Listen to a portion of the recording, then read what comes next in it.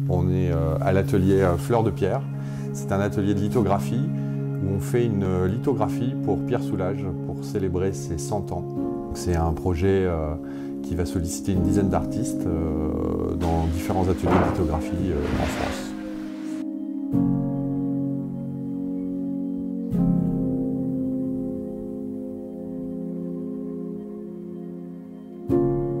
J'utilise la lithographie maintenant depuis plusieurs années. C'est une pratique que je développe de plus en plus. J'ai fait ma première lithographie ici, à l'atelier Fleur de Pierre. Le principe, en fait, c'est de travailler sur une pierre et chaque pierre va être une couleur. Donc plus il y aura de couleurs, plus il y aura de pierres. Donc il faut décomposer son dessin, son tableau, son image pour réaliser la lithographie. C'est un exercice intéressant parce que ça nécessite un peu une abstraction dans le processus créatif. Il va falloir anticiper beaucoup les couches de couleurs différentes puisqu'il y a la première partie qui est le travail de la pierre et la deuxième partie qui est le travail de la presse. Quand on est sur la pierre, on va essayer de préparer un peu un support qui va être un peu comme si on voulait imprimer quelque chose. Donc on va essayer de trouver une matière, on va essayer de trouver un graphisme sur la pierre et ensuite il va y avoir le travail sur la machine, sur la presse, où on va fabriquer ces couleurs.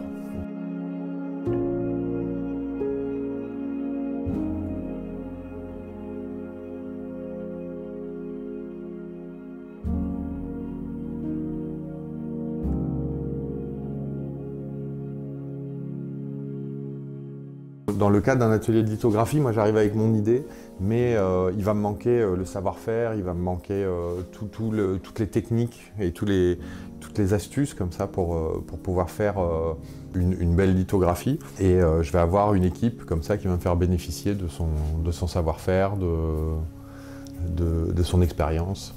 Et là, c'est Étienne et Laurence qui vont m'aider dans l'atelier à me dire ah ben ça tu devrais essayer avec tel outil, on va travailler plutôt avec de l'eau, de la gomme arabique, de l'acide, on va attaquer la pierre de telle ou telle manière. Et c'est ça qui est hyper intéressant aussi dans ces pratiques-là, c'est que derrière il y a un savoir-faire, il y a des techniques très anciennes de lithographie. La technique de l'estampe a 200 ans. Maintenant, on travaille essentiellement avec des artistes et les pierres sont réutilisées d'artiste en artiste pour faire des projets différents à chaque fois dessus. La lithographie, c'est un procédé d'estampe qui utilise la pierre. C'est une pierre calcaire sur laquelle l'artiste vient dessiner. Les outils sont assez proches des outils qu'il peut avoir quand il pratique le dessin ou la peinture. Il faut lui donner les moyens d'avoir les outils en main et de pouvoir s'autoriser aussi beaucoup de liberté et une appropriation aussi de l'outil.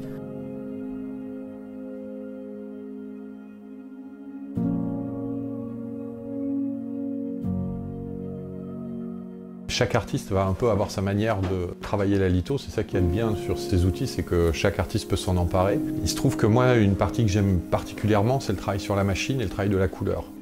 Parce qu'on peut fabriquer sa propre couleur et traiter chacun des passages. Généralement, une lithographie, elle se fait en plusieurs étapes, c'est-à-dire que comme on passe chaque couleur séparément, entre-temps, il faut nettoyer la machine, il faut que l'encre qui a été passée une première fois sèche, et ensuite on répète l'opération pour la seconde pierre. Donc c'est un protocole qui, en fonction du nombre de pierres, va durer une journée, 2 journées, 3 journées. On peut aller jusqu'à une semaine sur certaines lithographies très compliquées.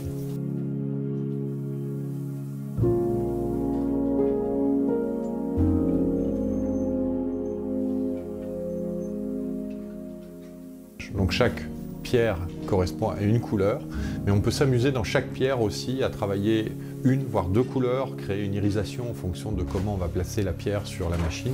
Aujourd'hui, on a pris le temps de choisir comme ça des couleurs qui allaient créer des irisations entre elles et pouvoir faire certains dégradés sur une même pierre pour un seul passage pierre. Une fois que la machine tourne à plein régime, c'est une sorte de chorégraphie qui se met en place.